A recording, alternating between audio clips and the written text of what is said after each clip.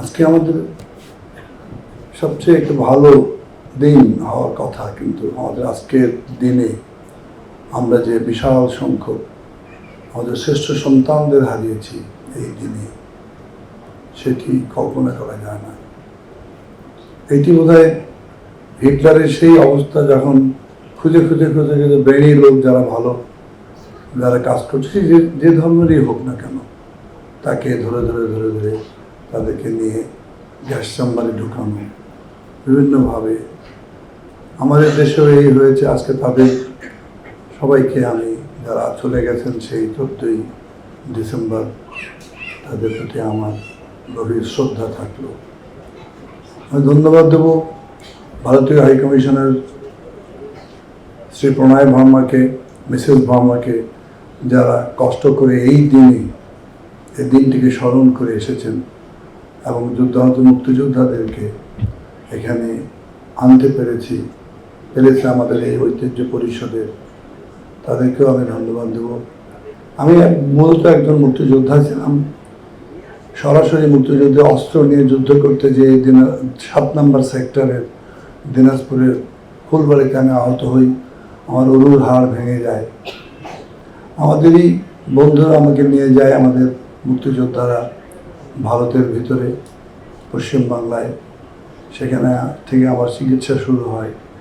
আমি যেহেতু আমার উরুর হাড় ভাঙা, বয়স ছিল 17 বছর 18 বছর, সুতরাং আমি খুব তাড়াতাড়ি ভালো হয়ে যাই। দেশে ফিরে ডক্টর গাছকে দেখাতে হয়, ডক্টর রোনাল্ড জোসেফ গাছ। থ্যাংক ইউ, অনেক ধন্যবাদ। উপস্থাপকের নামটা সুন্দর করে বলেছে। যিনি এসেছিলেন আমাদের একজন দূত হিসাবে, আল্লাহ তাআলা প্রেরিত, যে এই মানুষটি না হলে আজকে যারা এই বসে আছে আমার বন্ধুরা, মুক্তিযোদ্ধারা, যুদ্ধাহত মুক্তিযোদ্ধারা, তাদের চিকিৎসা ব্যবস্থাটা যদি কোথায় যেত আমি জানি না। কারণ আমি এরপরে ডাক্তার হয়েছি, পরেই তারপরে অর্থোপেডিক সার্জন হয়েছি এই লোকটার দ্বারাই, ওনার অনুপ্রেরণাতে। এবং তারপরে এখন আমি যত মুক্তিযোদ্ধারা আছেন, যুদ্ধাহত মুক্তিযোদ্ধারা আছেন, এই ডক্টর গাছটি আমাকে বলেছিলেন, তুমি এদেরই আত্মার একজন সঙ্গী, তুমি শুধু একজন চিকিৎসকই নও, তুমি ওদের সবচেয়ে আত্মার কাছাকাছি একজন মানুষ, closest to their heart. So don't neglect them, take them in your lap, take them in your chest. তোমাকে যেটা করতে হবে, এদেরকে নিয়ে এদের সবাইকে দেখতে হবে। সেটি বহু আগের কথা, 70-এর দশকের কথা, 70s। তারপরে আমার যাত্রা শুরু। আমি অর্থোপেডিক্সের এই যে লোকগুলো, প্রথম দিকে 40-50 জন হুইল চেয়ার ছিল, এবং আমাদের যারা শাহিন সামাদ আপা এখানে থাকার কথা, উনি এখনও আসেননি। ওনারা গান শোনাতেন এসে সেই মুক্তিযোদ্ধা বিশ্রামাগারে, যেটা কলেজ গেটে অবস্থিত ছিল। আমার মনে হয় এমন কোনো আমাদের যারা দেশের প্রধান ছিলেন তারা আসেননি, খুব কমই আছে। প্রায় সবাই এসছেন ওই মুক্তিযোদ্ধা ওই ভাঙ্গা বিশ্রামাগারে, কলেজ গেটে, যেখানে চিকিৎসা দেওয়া হতো মুক্তিযোদ্ধাদের।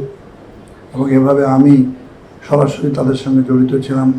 যদিও আমি সরকারি চাকরিতে ছিলাম, ইন এডিশন টু দ্যাট আমাকে এই রেসপন্সিবিলিটি দেওয়া হয়েছিল টু লুক আফটার দেম। তাদের সমস্ত বাংলাদেশের বিভিন্ন জায়গায় যারা ছড়িয়ে ছিটিয়ে মুক্তিযোদ্ধারা রয়েছে, বিশেষ করে ওয়ার ইনজুর্ডরা রয়েছে তাদের, কারণ মনে রাখতে হবে ভারত থেকে তখন সবাই ফিরে আসছে কেবলই এই 72 সালের প্রথম দিকে।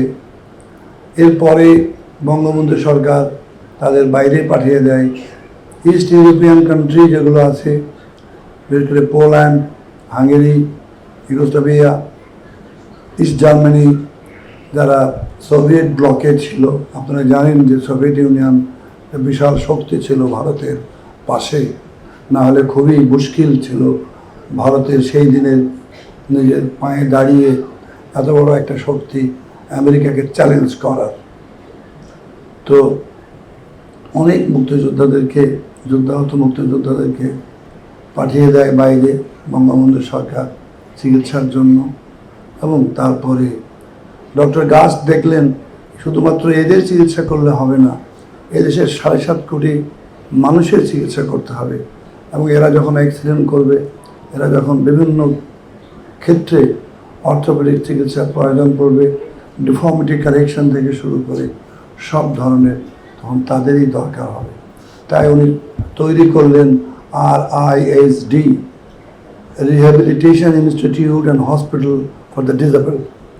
এখানে বিরাট রকম সাহায্য করেছে ভারত, তাছাড়া বাইরে আমেরিকা থেকে শুরু করে বিভিন্ন দেশের জনগণ সাহায্য করে এই হাসপাতালটি উনি তৈরি করেন, যেখানে পোস্ট গ্র্যাজুয়েট তৈরি হয়ে গেল ঢাকা ইউনিভার্সিটির আন্ডারে।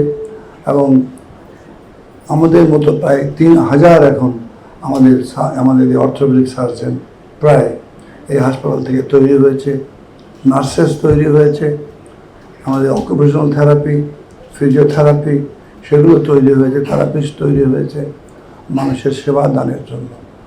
তাই বলি, সেদিন মুক্তিযুদ্ধ হয়েছিল, ভারতের ইন্দিরা গান্ধী, শ্রীমতী ইন্দিরা গান্ধীর কথা এখনই বলে গেল আমাদের বন্ধু আনোয়ার হোসেন পাহাড়ি বীর প্রতীক।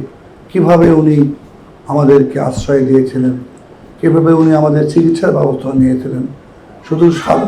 শুধু চিকিৎসা নয়, অ্যাজ অ্যান ইন্ডিয়ান সোলজার হিসেবে we were treated in Indian hospital.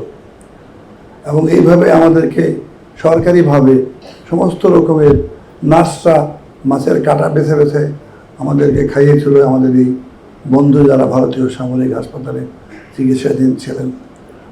আজকে শ্রদ্ধা করে স্মরণ করি শ্রীমতী ইন্দিরা গান্ধীর কথা, স্মরণ করি ভারতের জনগণের কথা যারা এগিয়ে এসেছিল।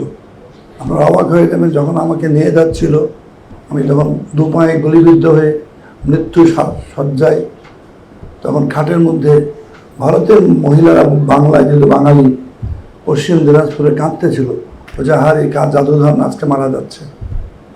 এখন আমার সে কথাগুলো মনে পড়লে চোখে পানি চলে আসে। এমনকি যখন আমরা হাসপাতালে আমাদের হয়তো বা কোথাও নিয়ে যাচ্ছে, সেখানে এক ঝাঁক একটা ফলের একটা ঝুড়ি ছুঁড়ে ফেলে দিল। কারণ আমরা সবসময়, যেহেতু ইন্ডিয়ান আর্মি আমাদের চিকিৎসা করছে, তো ইন্ডিয়ান আর্মিদের মানে তারা তো কর্ডন করে রাখে যাতে করে কেউ কোনো অসুবিধা না হয়।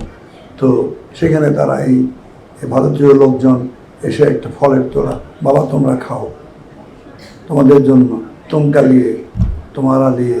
তো এইভাবে বিভিন্নভাবে ইংরেজি, বাংলা, হিন্দি তারা আমাদের সঙ্গে কথা বলতো।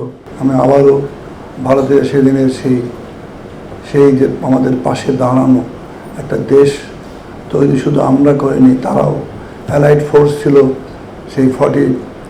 সেই দ্বিতীয় মহাযুদ্ধে, যেখানে বিরাটভাবে শক্তি জুগিয়েছে এবং একসাথে হয়ে হিটলারের মতো বিশাল একটা বাহিনীকে পরাজিত করতে পেরেছিল। তাই আমরা প্রাউড ফিল করি আমরা যখন আমাদের জাতীয় সঙ্গীত গাই। এবং এই গানটি তখনও আমরা ভারতের মাটিতে যখন আমাদের প্রশিক্ষণ হতো তখনও গাওয়া হতো। জাতীয় সঙ্গীত দিয়েই সকালবেলা আমাদের অনুষ্ঠান শুরু হতো, আমাদের ট্রেনিং শুরু হতো, প্রশিক্ষণ দেওয়া হতো। তো আমি সেই জন্যই সবাইকে ধন্যবাদ দেবো। আপনারা যারা বেঁচে আছেন, আমরা আর কদিন থাকবো, কিন্তু ইয়াং জেনারেশন তোমরা যারা আছো, বহু কষ্ট হয়েছে। আমার পাশে আমার বন্ধু চলে গেছে আমাকে ছেড়ে, তার মাথায় গুলি লেগেছিল। শত আমার বাড়িতে রেপ হয়েছে, কেন বিলিভ ইট, আমার বাড়িতে, বিকজ আমরা মুক্তিযুদ্ধে অংশগ্রহণ করেছিলাম 3 জন একটা বাড়ি থেকে। তো সব কিছু মিলিয়ে আজকের এই দিনই স্মরণ করবো শুধু এই মানুষগুলোকে যারা চলে গেছে একটা দেশের জন্য, একটা পতাকার জন্য, একটি ভূখণ্ডের জন্য। আপনারা খেয়াল করে দেখুন আজকের যে প্যালেস্টাইন, কিভাবে এই ছোটো শিশুগুলোকে হত্যা করা হচ্ছে, কিন্তু তারা দেশ পাচ্ছে না। সেজন্য কলকাতার আমার এক ডাক্তার, সিনিয়র ডক্টর, উনি অবশ্য বাংলাদেশে ছিলেন এক সময়, মানে ব্যাক ইন 40s, উনি আমাকে বলেছিলেন যে তোমরা জানো না একটা দেশ কাকে বলে, তোমাদের লোক জানে না। এই বাঙালিরা কোথায় ছিল, বিশেষ করে বাঙালি মুসলমানরা কজন লেখাপড়া করতো, সেখানে তোমরা আজকে প্লেন চালাচ্ছ, তোমাদের লোক গাড়ি চালাচ্ছে, তোমাদের লোক আজকে দেশ কন্ট্রোল করতেছে, তারা আজকে অ্যাম্বাসেডার হয়েছে, তারা আজকে বিভিন্ন পদে সচিব হচ্ছে। আর্মি অফিসার হচ্ছে, আর্মি জেনারেল হচ্ছে, কজন হতে পারত যদি এটা বাংলাদেশ না হয়ে পাকিস্তান থাকতো।